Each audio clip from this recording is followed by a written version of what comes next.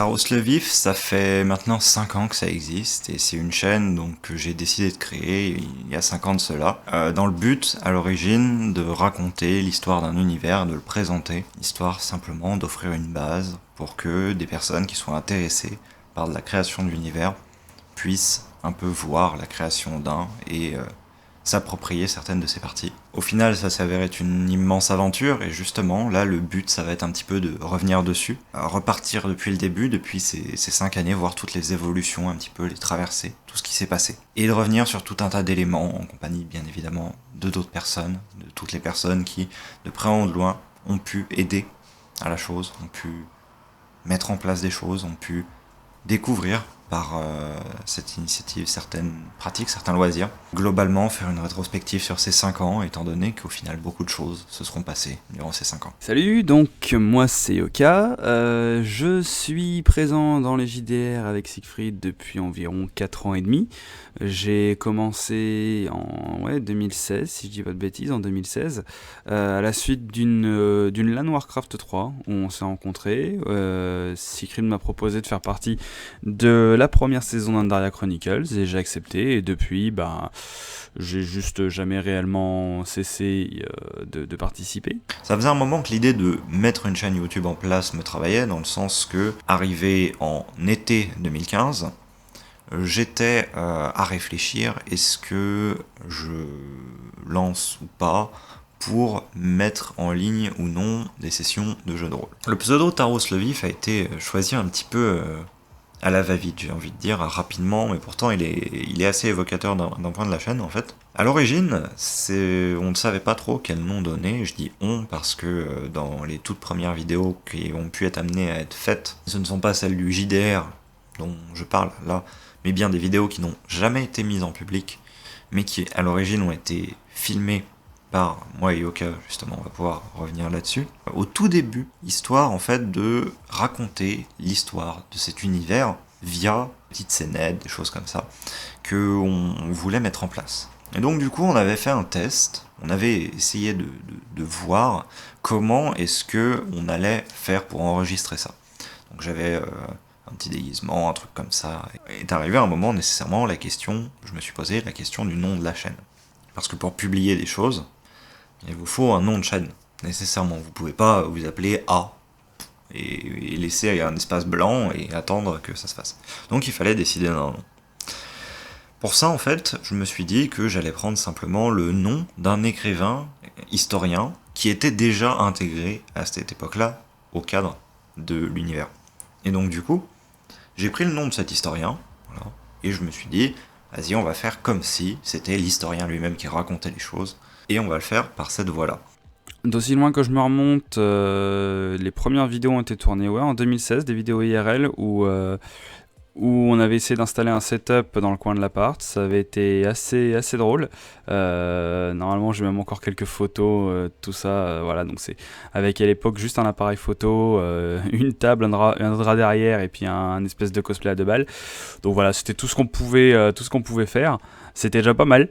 C'était déjà bizarrement pas mal pour des étudiants dans un appart, mais voilà, on a pas mal fait de progrès aussi, je pense, en termes de matos, en termes d'écriture, en termes de construction. Bon, après, évidemment, c'est Siegfried qui a tout fait, hein. Moi, j'étais juste là pour participer, grosso modo, je viens, ils me disent ce que j'ai à faire et je le fais, hein, voilà. Que ce soit de l'enregistrement de lecture audio aussi, l'enregistrement de session, voilà. S'il me dit, fais un format interview, pose-moi des questions, moi j'y réponds, je pose des questions qui me passent par la tête et puis il répond, c'est tout aussi simple que ça. La chaîne a originellement été formée en janvier 2016. Suite en fait aux premières sessions de jeux de rôle que j'avais enregistrées, d'une part, et de quelques vidéos que j'ai fait avec un de mes joueurs, d'ailleurs, d'autre part. Et donc du coup, je me disais, bon, ce serait bien de commencer à publier des choses, etc. Donc du coup, j'ai publié 1 ou 2 vidéos. Ensuite, j'ai attendu parce que, en fait, je savais pas me servir d'un logiciel de montage. J'avais des enregistrements qui étaient dégueulasses et je savais pas comment les monter. Je n'avais pas de logiciel de montage aussi. J'ai commencé avec une vieille version, très très vieille version de Adobe Premiere. Et du coup, la chaîne est restée en stand-by pendant un moment, ce qui fait que les premières vidéos réellement, bien que la chaîne ait été créée en janvier, les premières vidéos doivent dater de février ou mars 2016. Février 2016, ça date un peu beaucoup. On venait de faire, alors on avait fait un peu de JDR quelques semaines avant, on avait déjà eu quelques séances, tout ça, mais ça faisait pas très très longtemps qu'on se connaissait. Et il me dit, vas-y, viens à mon appart, machin, tourner des vidéos. J'étais en mode, tourner des vidéos, c'est-à-dire, t'as besoin de quelqu'un pour appuyer sur le caméscope, quoi. Et donc je viens, et le mec, alors dans son appart, on avait préparé une installation complètement bordélique, avec une table dans un coin, des bougies, des machins et tout, le drapeau derrière et tout. Et il était en mode, vas-y, je vais me cosplayer, je vais jouer mon perso et je vais raconter mon texte, machin et tout. Et ben, je me souviens, alors on avait installé l'appareil photo, parce que c'était l'appareil photo qui filmait à l'époque, sur un coin d'une étagère de cuisine, dans un angle à la con, pour que ça filme un peu près, pendant que lui balançait son texte devant le truc. Alors il était complètement à la ramasse. Il fut alors élevé dans le refuge du cercle, une taverne caillée.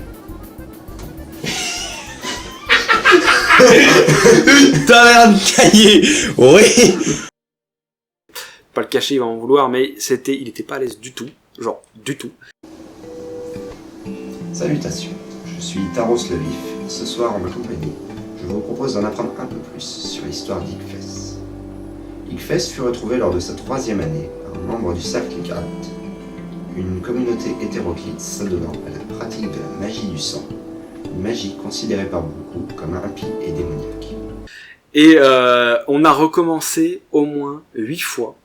Et je m'en souviens parce que je me demande si j'avais pas eu des audios du truc, j'avais pas vu les fichiers audio sur le PC, mais genre il y avait 7, 8 fichiers où il recommençait ces trucs 2 ou 3 fois par fichier parce qu'il lisait mais il s'arrêtait en disant attends je fais une coupure, un montage et tout. Le mec il a tout arrangé par le montage. Mais ouais, il s'y est repris au moins 8 fois quoi, faire son texte. Et c'était chaud parce que il fallait qu'il se mette dans son coin de pièce et honnêtement il avait 50 cm entre sa table, son mur et l'espèce d'étagère qu'il y avait derrière lui. Donc c'était ultra galère, il était coincé dans son bazar à lire son texte, c'était incroyable. Et d'ailleurs, ce qui était fou, c'est que comme on avait un éclairage, on était en pleine nuit, il était 22h, on a fini ça à 1h du mat, on avait un éclairage pourri, genre, parce que les lumières des apparts à l'époque c'était le truc bien blanc dégueulasse, et du coup on voulait un truc un peu tamisé tout ça, sans allumer les bougies, parce qu'évidemment on détecteur de fumée, donc pétage de câble, et on pouvait pas faire du feu, genre vraiment. Donc du coup, il m'a dit, attends, je vais foutre du papier devant les lampes, et j'étais en mode, bah non. Non, parce que pour moi, en fait, j'ai l'expérience de cette lampe que vous voyez derrière moi qui brûle, genre chaud, tu vois. Et je me suis dit, il va foutre du papier devant son truc, d'ici 20 minutes, on va se retrouver avec un incendie sur les bras, ça va cramer de partout, ça va être n'importe quoi. Et il l'a fait, ça n'a pas brûlé, je tiens à le dire, et on l'a refait. Hein. À savoir, cette connerie perdure, parce qu'on a encore des bouts de papier devant des putains de lampes, et je crois même oui, je me souviens, il a installé des putains de lampes avec du papier partout. Voilà. Encore une fois, et c'est du PQ, ça crame bien, c'est l'origine du papier devant les lampes. Donc si vous voyez du papier devant les lampes dans les vidéos, ça vient de là. Voilà. Ça date de ouf. À ce moment-là, je ne savais même pas qu'il y avait des chaînes d'Actual Play ou quoi. Je connaissais Aventure parce que Aventure en fait était pour le coup la série qui m'a permis de connaître Roll20. Je ne connaissais pas Roll20 avant, donc Roll20 pour ceux qui ne savent pas, c'est un logiciel qui sert de plateforme pour faire des jeux de rôle. C'est une plateforme qui dispose d'un certain nombre d'outils pour faire des jeux de rôle et qu'au final tu n'utilises plus du tout d'ailleurs. Non, c'est totalement affranchi de Roll20 pour le meilleur pour le coup. Et juste j'avais un univers que j'avais commencé à écrire un petit peu, que j'avais commencé à créer, mais sans plus. Enfin, il y avait pas grand chose, hein. Il y avait genre peut-être 80 pages à peu près, et voilà, et on a lancé ça comme ça un petit peu, hop, allez, on voit ce que ça donne. On était 4 joueurs et j'avais Yoka qui venait assez régulièrement justement me voir IRL, et on essayait de filmer quelques vidéos, etc. Alors l'univers à la base c'était fou parce que en fait les personnages qu'il avait, il les avait inventés depuis très longtemps, mais il avait jamais posé vraiment son truc quoi. Et quand il a écrit son truc, donc il a écrit un premier texte qui faisait une 40aine de pages où c'était une histoire vraiment avec Sigurd, machin, la guerre, le Kalaktak et tout ça. Donc ça c'est vraiment vieux d'ailleurs. Et en fait quand on a fait le JDR là-dessus, ça se basait sur ça. Les premiers éléments de lore, c'était 40 pages qui maintenant ont 170, un truc comme ça, j'en sais plus. Mais bref, c'est plus du tout la même gueule du truc. Tu cumules tous les écrits et tout, on doit Bah, 1000 pages. Euh, donc voilà, on a commencé avec 40 pages d'une histoire qui a changé. Donc ouais, non, sur ces 40 pages, en fait, ça résumait un début qui a beaucoup changé, donc c'est pour ça qu'il y a des trucs. Des fois, si vous voyez des allusions un peu cheloues dans les JDR, s'ils les coupent pas, c'est moi qui suis en train d'essayer de repenser à un lore qui a 5 ans d'existence et qui a changé 1000 fois. Donc c'est normal. Mais à la base, voilà, on était parti sur un seul et même texte. Je me souviendrai toujours aussi, c'est les premières séances où le tout premier truc, le premier PNJ qui m'a mis en face, c'était une cape volante. Ça, je m'en souviendrai toujours parce que le mec, j'étais en mode, oui, t'es dans les montagnes, il fait froid, machin et tout. J'étais en mode, ok, nice, début de JDR sympa, tu vois. Et t'as un machin volant, une cape arcanique avec des motifs que tu sais pas lire qui te parle. Ah! Bon! Je viens de faire saturer le micro, mais j'imagine que ça donne un peu le ton. Et j'étais en train d'interagir avec une cape volante, qui était visiblement apparemment un fantôme, ou un truc qui essayait de me parler, et en fait j'ai compris à la base que c'était un message envoyé par un PNJ, qu'il fallait que je pige, et que, ok, j'ai envie de commencer le JDR, c'est pas mal comme séance d'intro.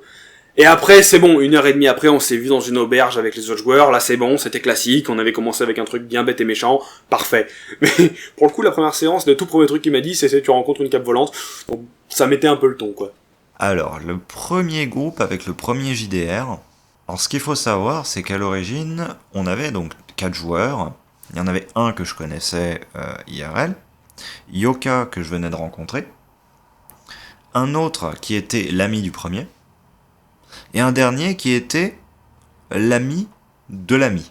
Cet ami de l'ami, là, il s'avère qu'il a disparu très rapidement, parce que, après sa première séance d'introduction, il s'avère que le JDR, bon, ça le bottait pas plus que ça. Donc on a dû retrouver un joueur un petit peu en catastrophe, et c'est là que Axel est arrivé. Salut! Moi c'est Kezak. Vous m'avez sûrement déjà vu dans des JDR comme Origins.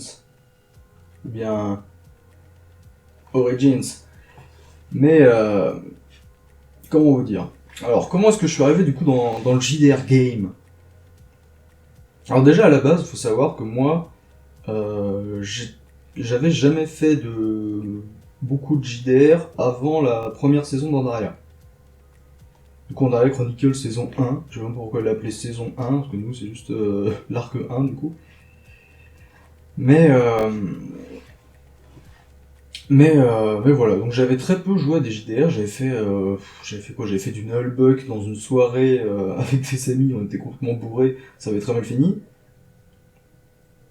Et voilà, donc c'était vraiment très peu d'expérience avant Andaria Chronicle. Et du coup, globalement, ce que j'ai fait, c'est que j'ai appris sur le tas, en fait, en jouant Andaria avec Siegfried, Jambon, Maël et qui déjà? Ah oui, et Milon Air Ténébreux. Mais ouais, du coup, j'ai appris sur le tas. Finalement, tout s'est bien passé. Et du coup, Siegfried m'a proposé derrière pour faire du coup la saison 2 avec Zeng, faire l'Ultratricide avec Zobek, et dernièrement, du coup, Origins avec le Padre Kezak. Mais alors du coup, pourquoi je suis arrivé dans le JDR de Siegfried? Alors c'est très simple, c'est qu'à la base, Siegfried manquait de joueurs pour la toute première saison. Du coup, il était en contact avec Jambon, et Jambon, donc j'étais chez lui et j'étais chez Jambon, et du coup Jambon m'a dit, il manque des joueurs pour le JDR, est-ce que tu veux venir? Voilà. Donc un peu fait à l'arrache, mais finalement ça s'est bien passé. C'était assez bizarre au début, parce que du coup je connaissais personne à part Jambon.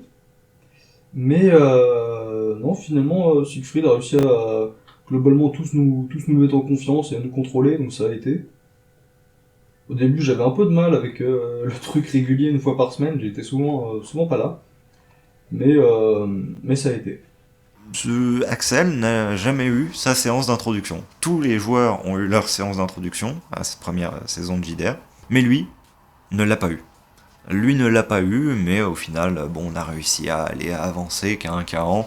Alors on était pris entre Yoka qui des fois ne pouvait pas se connecter à cause de sa connexion ou de son ordinateur, que j'ai dû lui prêter des fois un PC pour qu'il puisse le faire, entre Axel qui des fois pendant 3-4 semaines n'était pas disponible et qui donc du coup on devait inventer des raisons à son personnage de ne pas être là. C'est passé par énormément de choses, c'est passé par une qualité pourrie aussi d'enregistrement, sur un ordi encore plus moisi, avec à l'origine juste un vieux micro-casque dégueulasse, pour ensuite, petit à petit, commencer à poser les bases de tout ça, avancer un petit peu à chaque fois vers du mieux. Mais malgré tout, c'est une saison que j'ai beaucoup aimée, que les joueurs ont énormément aimé aussi. Tout simplement parce que pour la plupart d'entre nous, c'était notre première vraie expérience de jeu de rôle. Moi, c'était ma vraie première expérience de jeu de rôle en tant que MJ.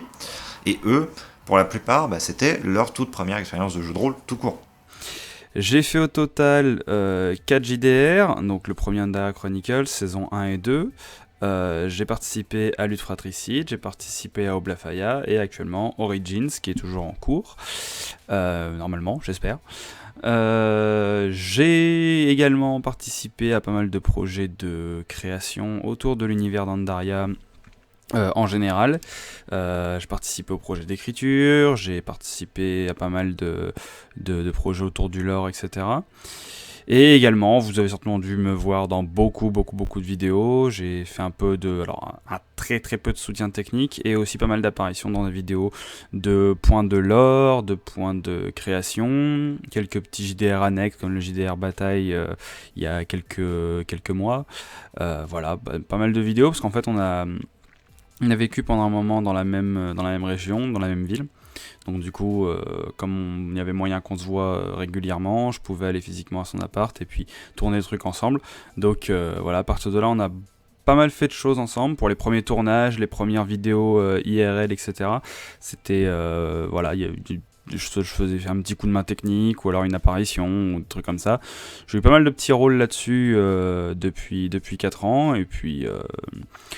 ouais, il y a beaucoup de vidéos qu'on a tournées même dès le début.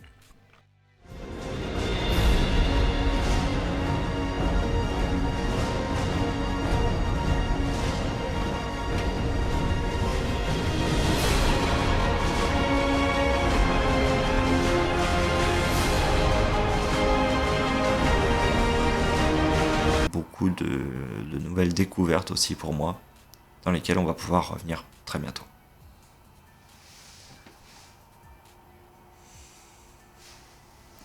Alors ce générique, ce qu'il faut savoir, donc, qui est le générique de la saison 1 du JDR, c'est donc quelques dessins que j'avais fait au crayon, que j'avais envoyé à Maël. Maël me disait, ouais, je sais utiliser After Effects. Et je me disais, ouais, il va pouvoir faire une intro et tout. Et au final, il a fait ça. Et il y a certaines personnes qui diraient, intro un peu cheap et tout.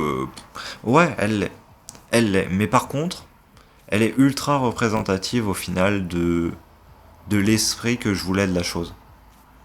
Je veux dire, on a quand même un petit peu, genre, une musique qui va bien, qui est là, qui est assez entraînante, qui est assez dynamique. On a des petits effets, une police d'écriture absolument illisible, mais ça c'est pas grave. On a quelques petits effets, voilà.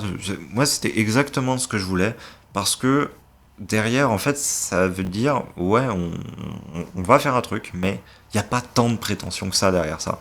Parce que le but, ça n'a jamais été de montrer qu'on allait faire quelque chose de professionnel. Et ça, c'est quelque chose, c'est une image dont je veux me détacher. Jamais, en fait, je sortirai quelque chose qui soit professionnel. Je ferai toujours quelque chose qui paraisse, qui va tenter de paraître, mais qui, de l'autre côté, ne va pas spécialement se prendre au sérieux. Parce que ce n'est pas mon but du tout. Je veux dire, un JDR, un jeu de rôle, c'est techniquement censé être quelque chose de ludique. Quelque chose qui sur lequel on n'est pas à se poser de problèmes ou se chercher les poux les uns les autres. J'ai toujours voulu que ce soit, quand mes joueurs arrivent, ils savent qu'ils vont passer un bon moment, et à la fin de la séance, ils repartent, ils ont construit une belle histoire, et ils sont contents. Et je me suis dit, quel que soit le niveau auquel je le pousse, même si j'apprends à masteriser de telle ou telle manière, ce sera toujours mon but. Je vais jamais m'écarter de ça en fait. Je veux dire, si jamais on m'annonce qu'il y a une méthode incroyable de mastering qui met en place plein de liens entre PNJ et tout, mais que mes joueurs ça les emmerde, jamais je vais me dire, oh, je vais quand même utiliser la méthode. Parce que en termes de vidéo ça va rendre mieux, ou parce que en termes de jeu de rôle ça... Je m'en fiche de mon image en fait, fondamentalement. Moi ce que je veux c'est que mes joueurs soient contents, qu'ils passent un bon moment, que je passe moi aussi un bon moment, et juste, à vous en tant que spectateur, vous partagez ça, vous montrez ça. Et que si jamais vous avez envie de le voir, vous pouvez, tout simplement. Vous pouvez tout simplement apprécier ce moment-là, apprécier ces moments de construction partagés au final, ces moments de gestion d'histoire. Et je trouve que c'est, à mon sens, le plus bel aspect du jeu de rôle. À la fin de la première année de JDR, et donc à la fin du premier arc, au final, donc cette première partie de JDR qui a duré au total 6 mois, je me suis retrouvé à me demander si je continuais ou non. Et là, les joueurs, tous, unanimement, m'ont dit « on veut une suite. On veut continuer. » Et du coup, c'est ce que j'ai fait. C'est ce que je me suis décidé à faire, et j'ai réfléchi à une suite à ce JDR. J'ai réfléchi à une suite, j'ai réfléchi à comment est-ce que j'allais l'amener, j'ai réfléchi à comment est-ce que ça allait se passer pour la suite, pour l'année suivante. Parce que pour le coup, pour moi, je me disais que c'était une histoire d'une année et que ça n'allait pas aller plus loin au final. Vous voyez où on en est aujourd'hui. J'ai mis en suspens toutes les autres vidéos, j'ai commencé à réfléchir un petit peu à ce que j'allais faire pour ma deuxième saison. Je me suis remis à écrire, du coup, nécessairement, parce qu'il fallait que je développe un peu mon univers. Et donc du coup, le seul moyen que j'avais pour le faire à ce moment-là, c'était via une espèce de roman.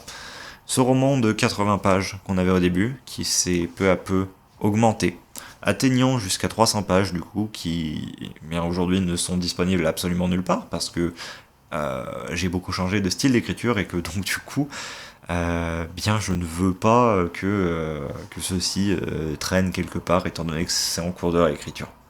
Et voilà donc la chaîne, avec 1 an de vie, qui se questionne toujours sur ce qu'elle va faire en autre contenu que du jeu de rôle, peut-être que du jeu de rôle d'ailleurs, tiens, et qui finalement se décide à se lancer justement dans une autre série de jeux de rôle, où on prendra un joueur de plus, et où ça va nous amener sur beaucoup de terrain, beaucoup de choses, beaucoup de nouvelles découvertes aussi pour moi, dans lesquelles on va pouvoir revenir très bientôt.